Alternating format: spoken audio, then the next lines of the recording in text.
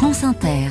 L'histoire du monde à 7h moins le quart, Anthony Bélanger, le président biélorusse a gracié hier un des prisonniers politiques les plus célèbres du pays. Il s'appelle Roman Protasevich, il a 28 ans, il est cofondateur de Nexta, un des médias d'opposition les plus virulents contre le régime du président Loukachenko, et il avait joué un rôle majeur dans les gigantesques et magnifiques manifestations de 2020 en Biélorussie. Alors vous ne vous souvenez peut-être pas de son nom, et pourtant son histoire incroyable avait fait en 2021 la une de tous les médias internationaux, parce que pour l'arrêter et l'emprisonner, le régime biélorusse était allé jusqu'à détourner un avion d'EasyJet qui ralliait Athènes à Vilnius, une première absolument historique. Le KGB local avait investi la tour de contrôle de l'aéroport de Minsk et ordonné à l'avion de se poser dans la capitale biélorusse sous un prétexte fallacieux, celui d'une alerte à la bombe.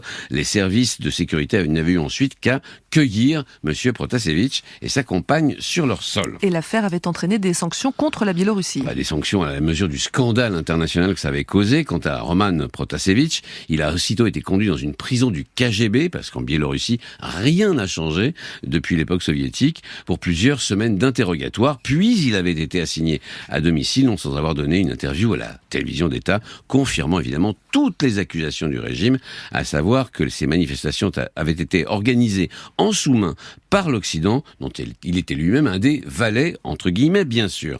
Cela faisait donc 2 ans que M. Protasevich attendait son procès en début de mois. Il a été condamné à 8 années de prison, 15 jours plus tard. Le voilà donc gracié par un président qu'il a dû publiquement remercier. Et pourquoi l'avoir gracié ? Eh bien parce que le régime a tout obtenu de M. Protasevich, des interviews avec des médias internationaux dans lesquels il a répété tous les arguments de langage du régime Loukachenko, des dénonciations à la soviétique, bref, sa totale coopération, toujours entre guillemets. En clair, Minsk l'a décrédibilisé et il était temps de montrer un peu de mansuétude envers un captif qui était plus célèbre qu'utile.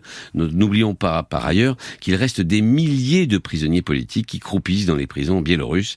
Et il y a aussi une autre explication. Les Occidentaux, vous savez, ont toujours fait la différence entre Moscou et Minsk.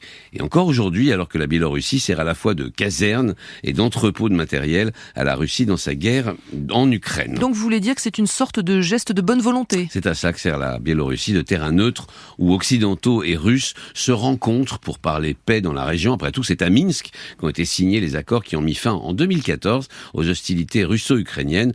Or, ce que fait Loukachenko ne peut s'imaginer sans l'accord du Kremlin. On peut donc penser que Vladimir Poutine, par le biais de la grâce accordée à M. Protasevich, lance une sorte de signal ou d'hameçon, histoire de voir qui va mordre. Anthony Bélanger, 6h48.